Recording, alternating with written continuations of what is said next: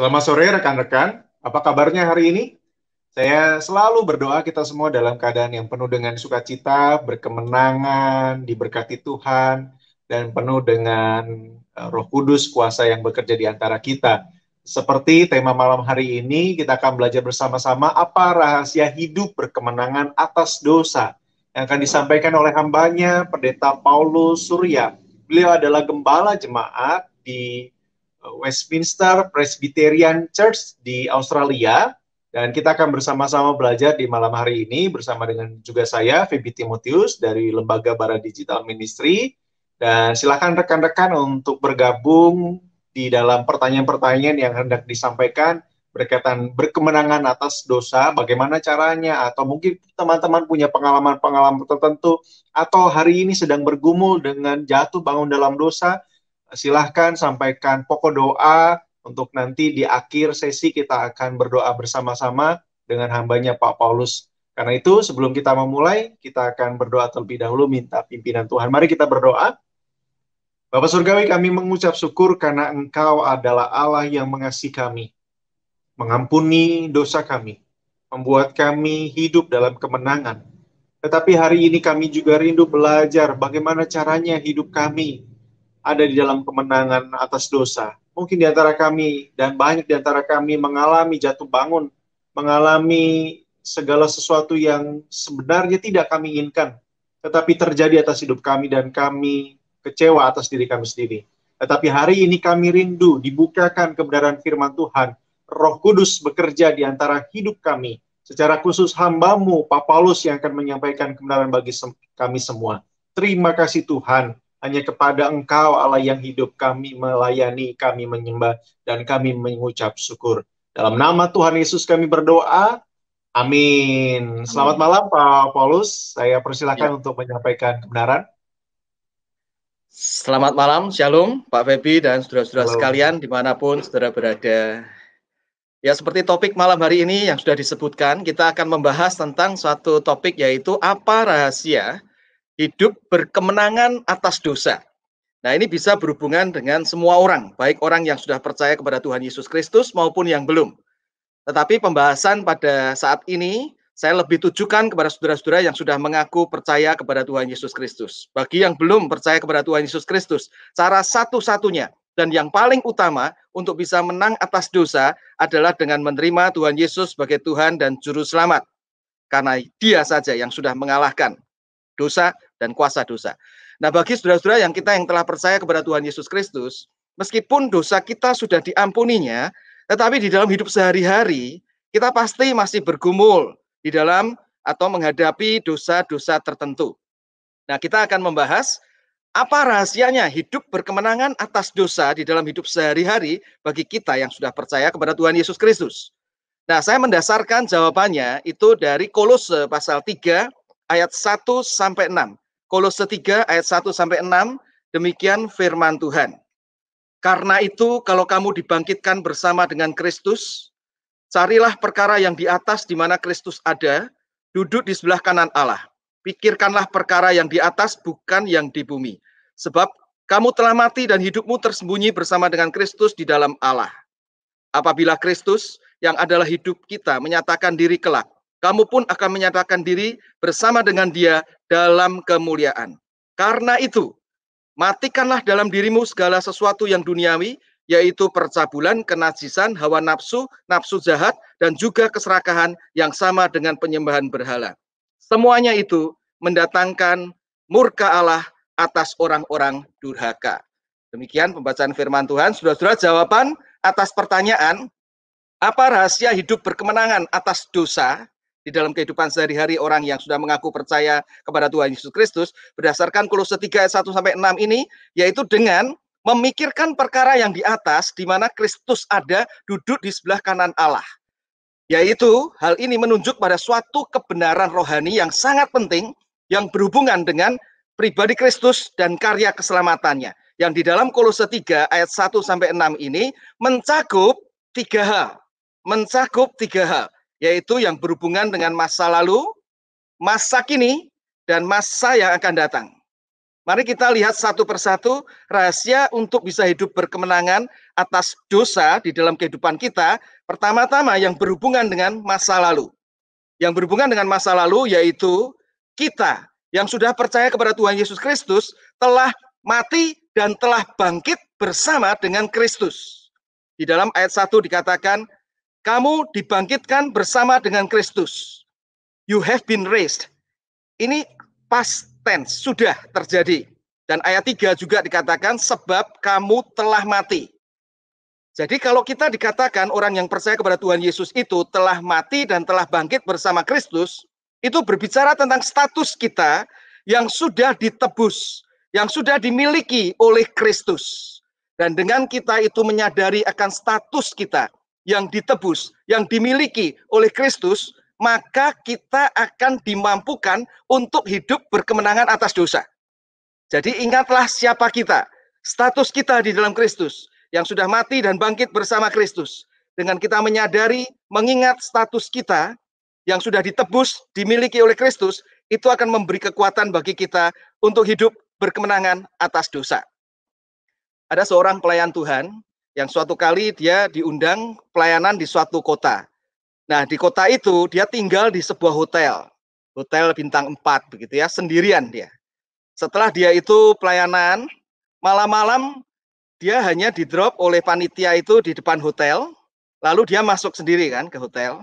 Lalu pada waktu dia mau naik lift, dia itu masuk sendiri, tapi tiba-tiba ada 2 wanita yang ikut masuk. Katanya wanita yang cantik, dua-duanya ikut masuk juga. Lalu pelayan Tuhan itu seorang pria sendirian, dia kemudian mencet ke lantai di mana kamar dia itu ada. Pada waktu dia sudah pencet, 2 perempuan itu berdiam diri, lalu dia tanya kan, mau ke lantai berapa? Gitu. Lalu 2 wanita itu, dua-duanya ngomong begini, terserah Bapak, mau ke lantai berapa? Wah, saudara-saudara, pelayan Tuhan itu, sang pria itu sadar, ini wanita yang menggoda ini kan. Lalu tiba-tiba di dalam pikirannya, dia itu ingat ayat firman Tuhan di dalam 1 Korintus 6 ayat 20. Bahwa kamu telah dibeli dan harganya telah lunas dibayar. Karena itu muliakanlah Allah dengan tubuhmu. Tiba-tiba muncul di dalam pikirannya. Dan dalam pikirannya muncul itu, maka kemudian dia berdiam diri. Lalu pada waktu liftnya itu terbuka, dia langsung pergi tanpa menanggapi akan 2 wanita itu. Dia sadar bahwa dirinya sudah dibeli dan harganya telah lunas dibayar oleh Tuhan Yesus Kristus yang mati dan bangkit. Kesadaran akan statusnya di dalam Kristus yang sudah ditebus membuat dia bisa menghindari dan lari daripada dosa. Jadi saudara-saudara, rahasia yang pertama berdasarkan Kolose 3, 1-6 ini, yaitu mari kita mengingat hal yang masa lalu yang sudah terjadi, bahwa kita yang percaya Tuhan Yesus itu sudah mati dan bangkit bersama Kristus, status kita baru, kita dimiliki, ditebus oleh Kristus. Dan itu akan menguatkan kita untuk hidup berkemenangan atas dosa. Itu rahasia yang pertama. Rahasia yang kedua, itu berhubungan dengan masa kini. Yaitu berhubungan dengan Kristus, tetapi yang masa kini yaitu hidup kita ini dikatakan tersembunyi bersama dengan Kristus. Di dalam ayat 3 dikatakan, hidupmu tersembunyi bersama dengan Kristus dalam Allah. Nah, saudara-saudara, apa artinya hidup kita ini tersembunyi bersama dengan Kristus? Sedikitnya memiliki 2 pengertian. Secara singkat, pengertian yang pertama yaitu kita yang tersembunyi di dalam Kristus saat ini, kita hidup ini dikatakan hidden in Christ, kita itu tersembunyi di dalam Kristus, itu artinya kita yang percaya Tuhan Yesus itu aman di dalam pemeliharaan Tuhan Yesus. Makanya Yohanes 10 ayat 28 mengatakan, Yesus berkata, aku memberikan hidup kekal kepada mereka dan mereka pasti tidak akan binasa sampai selama-lamanya. Karena tidak seorang pun dapat merebut mereka dari tanganku. Kita aman di dalam Kristus. Itu pengertian tersembunyi di dalam Kristus yang pertama. Pengertian yang kedua, kita ini hidupnya saat ini tersembunyi di dalam Kristus, yaitu Yesus selalu menyertai hidup kita untuk membawa kebaikan dalam hidup kita ini. Makanya kita bisa berkata apapun yang terjadi di dalam hidupku, di dalam hidup kita ini, kita selalu bisa berkata Tuhan Yesus baik. Tuhan Yesus baik karena Tuhan turut bekerja untuk mendatangkan kebaikan seperti di dalam Roma 8:28. Di dalam segala hal yang terjadi, dia turut bekerja untuk mendatangkan kebaikan. Yaitu konteksnya ayat 29, Roma 8:29, saudara dan saya itu makin dapat bertumbuh, makin serupa dengan Kristus. Tersembunyi di dalam Kristus, kebenaran itu akan membuat kita hidup di dalam kesetiaan, hidup di dalam kekuatan untuk boleh mengatasi dosa. Ada satu cerita yang mungkin sudah umum ya, yang saya akan ceritakan untuk menolong kita memahami kebenaran ini, yaitu status kita pada masa kini tersembunyi di dalam Kristus, yaitu selalu Tuhan itu menyertai kita dan membawa kebaikan. Satu kali ada seorang pemuda Kristen yang dia itu memiliki suatu kebiasaan, baik pada masa sulit maupun lancar, masa senang maupun sedih, dia itu selalu berkata, "That's good, thank you Jesus. That's good, thank you Jesus." Itu baik, terima kasih Yesus. Nah, suatu kali dia diajak oleh seorang pejabat tinggi, seorang kaya raya pembesar, untuk pergi berburu, berdua saja, ya karena sudah kenal baik. Tapi pemuda Kristen ini itu membawakan senjata, menyiapkan senjata, maksudnya untuk bisa berburu ya. Nah, satu kali dia menyiapkan satu senapan untuk diberikan kepada pejabat tinggi itu yang pergi berburu dengan dia.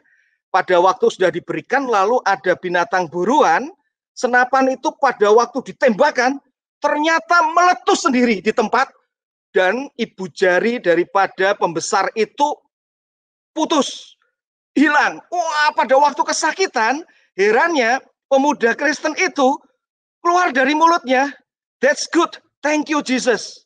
Itu baik, terima kasih Yesus. Wah, mendengar itu pejabat tinggi itu menjadi marah.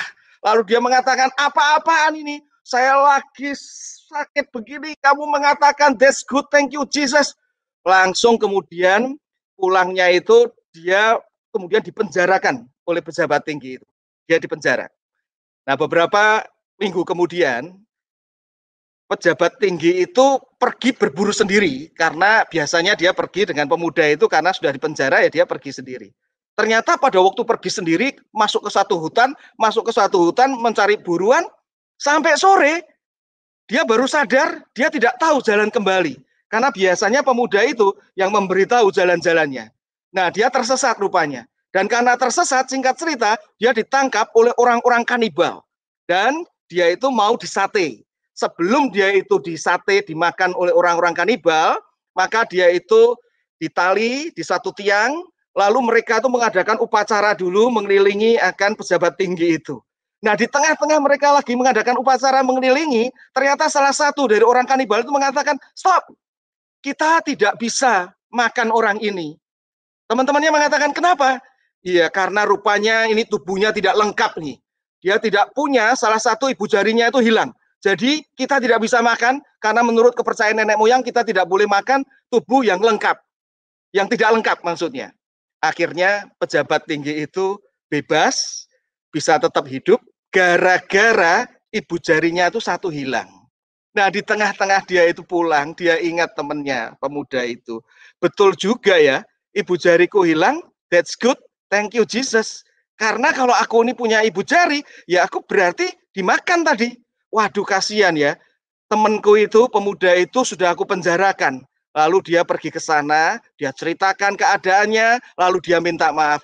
"Sorry ya, kamu di penjara itu pasti kamu menderita."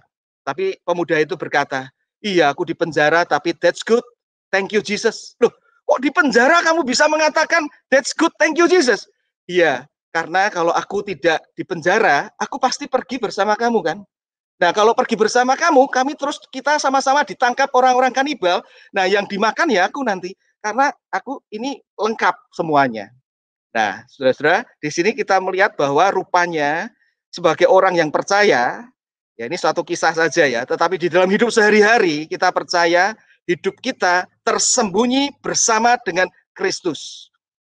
Sehingga kita percaya adanya penderitaan, adanya kesulitan, membuat kita bukan lalu menganggap penderitaan itu sebagai alasan untuk berbuat dosa. Alasan untuk kita tidak setia. Tetapi justru kita tahu bahwa Tuhan bekerja di dalam segala yang terjadi dalam hidup kita, sehingga kita selalu bisa mengatakan, that's good, thank you Jesus. Karena kita tersembunyi bersama Kristus, Tuhan itu bekerja untuk kebaikan bagi kita di tengah-tengah penderitaan sekalipun. Sehingga di tengah penderitaan yang seringkali banyak orang kemudian undur menjadi tidak setia, kita tetap boleh setia kepada Tuhan. Karena apapun yang terjadi, Tuhan bekerja untuk kebaikan. Itu rahasia yang kedua, untuk kita bisa hidup berkemenangan atas dosa.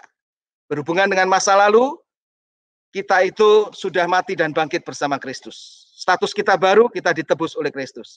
Berhubungan dengan masa kini, tersembunyi bersama dengan Kristus. Dan yang ketiga, di dalam berdasarkan Kolose 3:1-6 ini, kita bisa hidup berkemenangan atas dosa jikalau kita menyadari dan senantiasa mengingat hal yang berhubungan dengan masa depan. Jadi tadi masa lalu, masa kini, sekarang masa depan.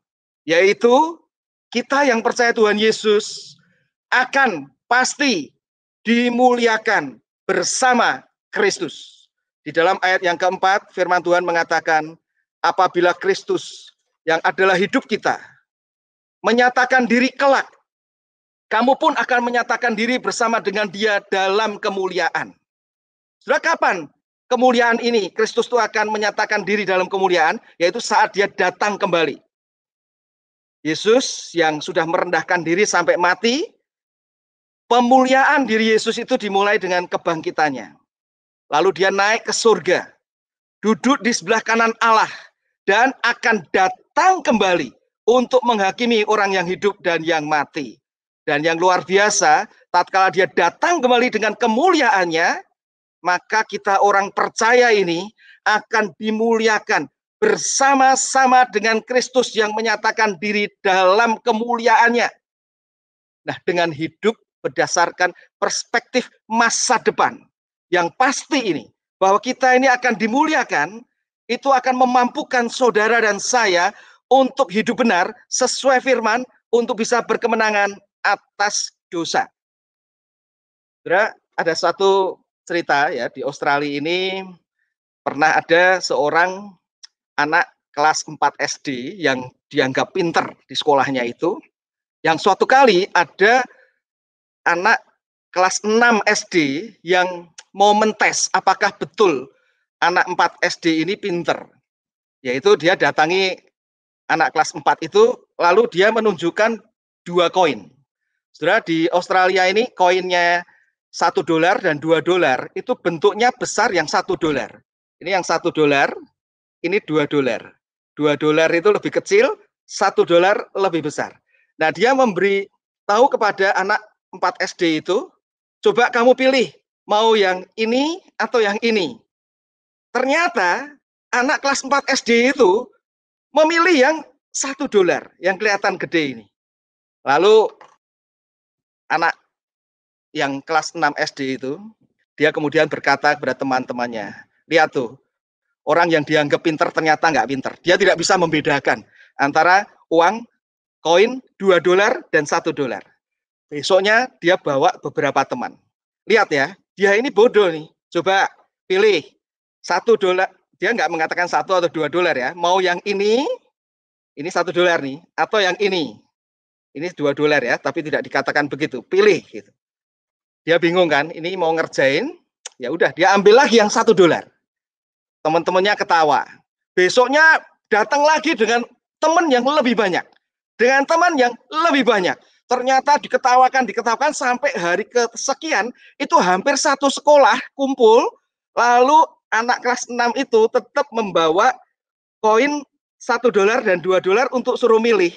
Dan anak kelas 4 yang dikatakan pinter itu tetap memilih yang $1 ya, karena kan itu diberikan, jadi $1 dipilih lalu dibawa pergi gitu. Nah, hampir seluruh sekolah itu mentertawakan.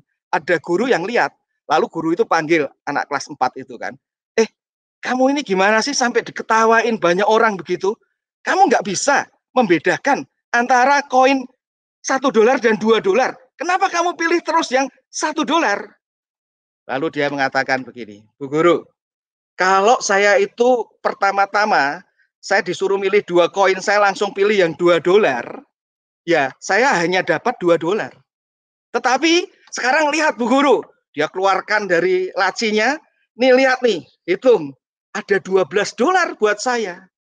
Oh ternyata bukan dia bodoh, tetapi dia itu pikirannya jauh ke depan. Dengan dia berpikir jauh ke depan, mungkin memang diketawain oleh banyak orang, tetapi dia tidak bodoh. Dia justru adalah orang yang berhikmat, yang pintar. Demikian juga, jikalau kita ini juga hidup berdasarkan perspektif masa depan, di mana kita ini akan dimuliakan bersama Kristus. Lalu hidup kita itu hidup yang sesuai firman, menang terhadap dosa. Mungkin dunia ini mentertawakan kita, tetapi kita bukan bodoh. Tetapi itulah hidup yang berhikmat, hidup yang bisa mengalahkan berbagai-bagai dosa. Nah tentunya, saudara-saudara sekalian, hidup berdasarkan status kita yang berhubungan dengan Kristus masa lalu, mati dan bangkit bersama Kristus, lalu masa kini, tersembunyi bersama Kristus, dan masa depan kita itu akan dimuliakan bersama Kristus. Itu terus harus kita pelihara melalui kita membaca firman Tuhan yang inti beritanya selalu tentang Kristus dan karya keselamatannya, dan kita berdoa mohon pimpinan Allah Roh Kudus.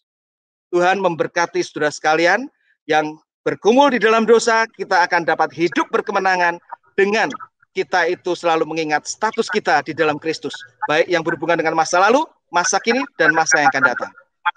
Tuhan memberkati. Demikian Pak Fevi, silahkan sekarang kalau ada tanya jawab atau pokok-pokok doa atau yang lainnya. Baik, terima kasih Pak Paulus yang sudah menjelaskan 3 bagian yang penting buat kita sadari dan kita ingat, bahkan kita hidupi dalam hidupkan kita, bahwa di masa lalu kita sudah ditebus oleh dan dimiliki oleh Kristus, di masa kini kita disembunyikan di dalam Kristus bersama dengan Yesus, dan di masa depan kelak kita dalam kekekalan kita menerima kemuliaan bersama dengan Kristus, sesuatu yang luar biasa yang seharusnya menolong membuat kita hidup kita ini, apalagi anak-anak muda dengan segala segudang pergumulan, segudang bahkan mungkin ada hal-hal yang tersembunyi dilakukan yang itu tidak berkenan kepada Tuhan. Malam hari ini kita diingatkan. Nah, ini ada satu pertanyaan praktis dari Pak. Kalau tadi sebenarnya di akhir itu Bapak sudah sampaikan secara praktisnya adalah berdoa dan juga membaca kebenaran firman Tuhan. Nah, saya rindu membacakan satu pertanyaan di Instagram dari inisialnya Baju Rohani Kristen. Pak, mengapa begitu sulit? Ini mungkin pertanyaan disampaikan sebelum acara ini dimulai. Ya. Semoga sudah menjawab, tetapi saya perlu pertanyakan lagi. Mengapa begitu sulit untuk lepas dari dosa, walaupun sudah rajin melayani, bahkan setia berdoa setiap hari? Apakah yang perlu saya lakukan? Ya. Boleh Pak? Terima kasih Paulus untuk pertanyaannya. Yang pertama-tama, fokus kita adalah bukan pada apa yang kita lakukan, tetapi pada apa yang Yesus lakukan. Jadi karena dosa itu memang masalah yang besar, maka manusia tidak mungkin bisa mengatasi dengan kekuatannya sendiri. Tuhan itu perlu datang ke dalam dunia, bahkan sampai mati di atas kayu salib. Dan dengan apa yang Yesus lakukan, kita baru bisa mulai hidup berkemenangan. Jadi, bagaimana untuk bisa mengatasi dosa tertentu yang seringkali menjatuhkan kita? Fokuslah pada apa yang sudah dilakukan oleh Tuhan Yesus dulu.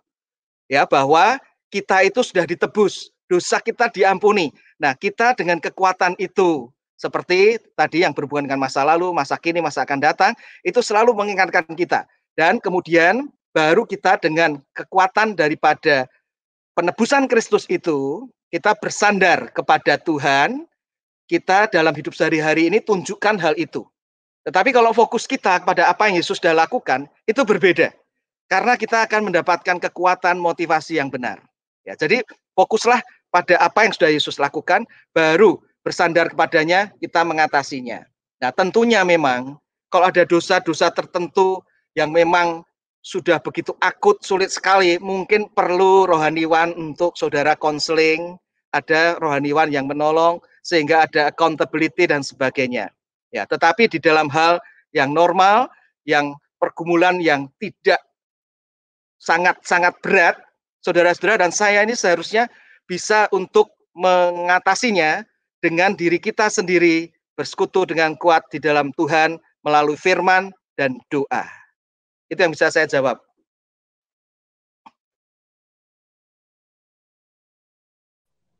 Baik, terima kasih Pak. Ini juga sebenarnya sudah menjawab pertanyaan lanjutan dari orang yang sama. Pak Pendeta mau tanya, kalau dikatakan ada dosa dalam pikiran, berarti saya tidak pernah lepas dari dosa, sebab sering berpikir yang aneh-aneh. Nah, saya tidak tahu aneh-aneh apa. Apa saya bisa masuk surga, Pak? Ya, jadi kalau memang terima kasih untuk pertanyaannya ya. Kalau apa yang membuat kita masuk surga itu adalah perbuatan kita, pikiran kita, memang tidak ada orang yang bisa masuk surga. Nggak ada. Karena nggak ada yang memenuhi standarnya Tuhan. Tapi kembali ya, bersyukur karena apa yang Yesus sudah lakukan. Makanya dia perlu datang untuk boleh menolong kita. Nah, jadi pikiran kita ini harus diisi dengan kebenaran tentang Kristus, tentang firman-Nya, untuk bisa mengatasi pikiran-pikiran yang kotor, yang jahat itu. Ya, jadi seperti yang lalu pernah saya sampaikan di acara Bara Digital Ministry ini, yaitu mengapa perintah Tuhan yang berat dikatakan tidak berat, salah satunya adalah karena kita startnya itu sebetulnya. Kita ini sudah menang. Seperti kalau pertandingan 9 partai, kita sudah menang 5 partai. Kita bergumul dengan dosa itu di partai ke-6, 7, dan 8, dan 9. Kalah tetap menang, menang karena sudah menang, tapi bukan karena kita, karena Kristus. Nah, dengan kita itu mengingat-ingat kenyataan kebenaran itu pasti akan menolong kita, Roh Kudus bekerja untuk kita bisa bertumbuh mengatasi akan dosa, baik pikiran maupun perbuatan. Ya, sekali lagi, keselamatan bukan masalah apa yang kita lakukan, tetapi Yesus lakukan yang kita imani. Nah, tentunya memang buahnya bukan sebagai syarat ya, buahnya kita itu mulai hidup berkemenangan. Ya. Meskipun tidak sempurna, kita mulai terus bertumbuh hidup berkemenangan. Ya, itu yang bisa saya jawab, Pak Febi. Baik, terima kasih Pak Paulus.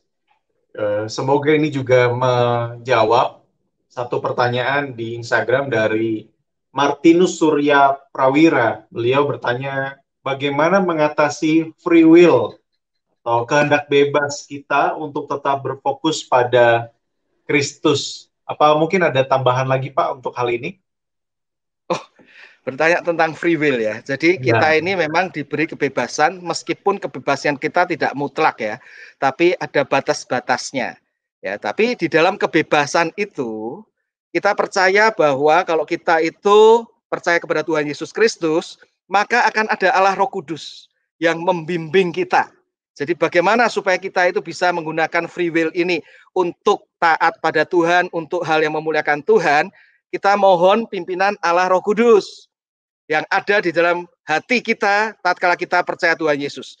Dan pekerjaan Allah Roh Kudus yang paling penting, sekali lagi, mengingatkan kita tentang firman Tuhan yang intinya pusatnya adalah apa yang Yesus sudah lakukan bagi kita.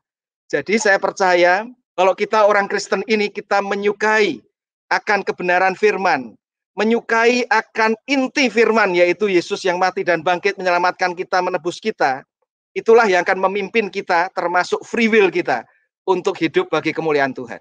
Ya, demikian Pak Vivi. Baik Pak, terima kasih jawabannya ini. Saya rindu rekan-rekan untuk melihat kembali tayangan ini nanti, karena bisa merangkum juga dari apa yang tadi 3 poin yang sudah Pak Paulus sampaikan di awal, dan beberapa pertanyaan minta maaf tidak bisa saya sampaikan karena beberapa pertanyaan sudah disampaikan di Bara Digital Ministry. Silakan untuk like, comment, share, subscribe baik di Facebook, di Instagram maupun di YouTube. karena ada tayangan-tayangan sebelumnya yang bisa menjawab.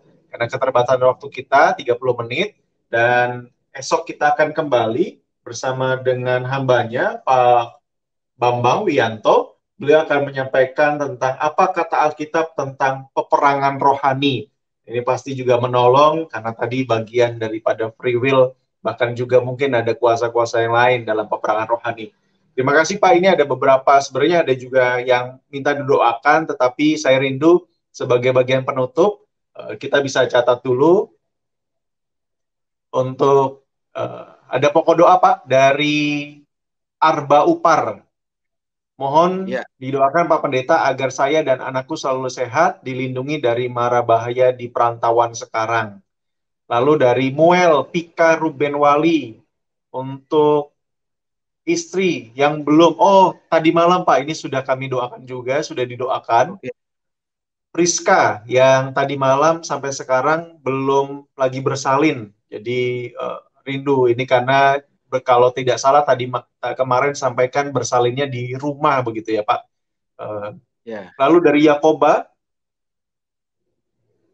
agar bisa melakukan hal baru yang bisa berpenghasilan, dan juga kerinduan ingin bertemu anak. Nah ini yang tadi malam juga beliau ini di Bali, sedangkan anaknya di Jogja dan 8 bulan sudah tidak bertemu. Lalu ada Evi Valen, mohon doanya Pak, semoga saya dapat membahagiakan kedua orang tuanya. Lalu ini Pak yang terakhir di Instagram, ada juga dari Novita di Instagram.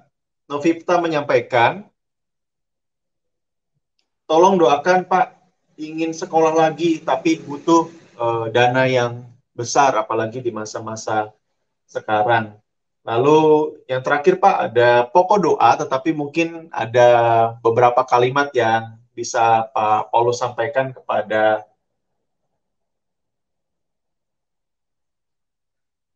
Siapa namanya, Pak? Viar, di Instagram namanya Viar. Ya. Minta maaf Iya. kalau saya salah sebut. Pak, saya ingin didoakan.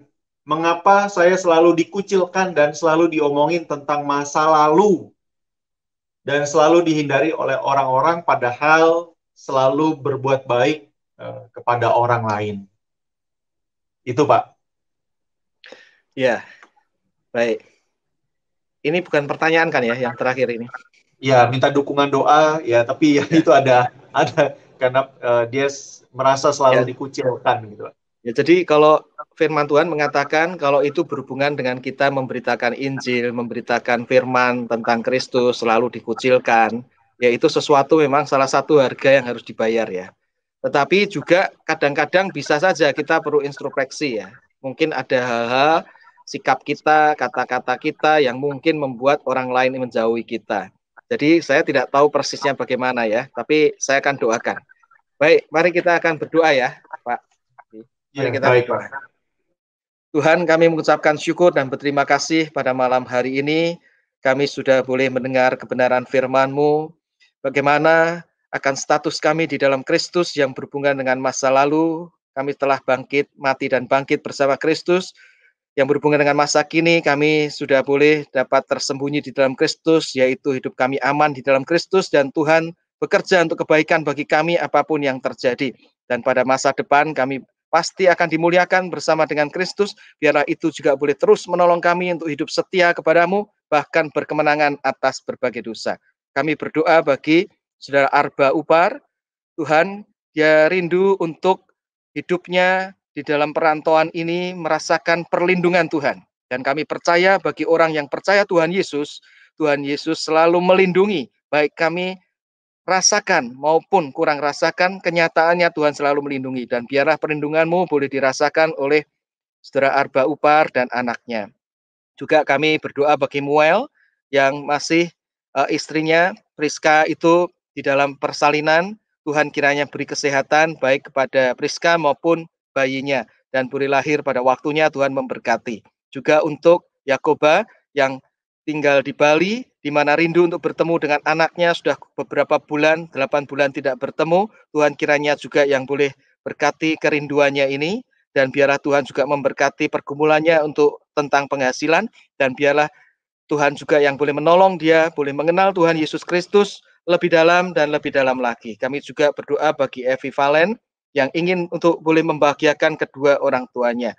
Biarlah Tuhan memberkati supaya Evi Valen boleh merasakan akan kasih Kristus yang boleh terpancar melalui berbakti membahagiakan kedua orang tuanya. Demikian kami juga berdoa bagi Novita yang rindu untuk dapat sekolah lagi. Tuhan kiranya memberkati akan cita-citanya ini, dan biarlah di dalam pergumulannya ini dia boleh merasakan kasih Tuhan, kekuatan daripada Tuhan. Juga berdoa bagi Fiar yang mendapatkan pergumulan karena seringkali dikucilkan di lingkungan teman-temannya. Tuhan kiranya boleh memberkati dia, menolong dia, supaya di dalam melakukan kebenaran dan dikucilkan, dia tetap boleh kuat dalam Tuhan. Tetapi kalau dia sendiri ada hal-hal yang perlu dirubah, Tuhan juga tolong dia boleh mengintrospeksi diri. Terima kasih ya Tuhan, untuk kesempatan kami boleh mendengar firman-Mu, boleh berdiskusi, dan juga boleh mendoakan hal-hal yang perlu kami doakan. Dan sekali lagi kami berdoa bagi pelayanan Lembaga Bara Digital Ministry ini, Tuhan yang terus boleh memberkati, menjadi berkat bagi banyak orang, kemuliaan bagi nama-Mu. Di dalam nama Tuhan Yesus Kristus kami memohon. Amin. Pak Paulus malam hari ini sudah menyampaikan kebenaran dan berbagi berkat bagi kami sekalian. Terima kasih rekan-rekan muda, orang-orang yang sudah bergabung dengan kami di Lembaga Bara Digital Ministry. Dan minta maaf ada beberapa pokok doa yang baru masuk, yang tidak sempat kami doakan, tapi kami akan berdoa bersama-sama dengan tim. Baik Ezra, ada Dameria yang sedang bergumul dengan rumah tangga, juga ada Ibu Esther yang sedang hamil di masa kandungan 2 bulan. Kami akan doakan dan biarlah kasih karunia Tuhan melimpah atas hidup kita. Selamat malam, Tuhan Yesus memberkati kita. Amin.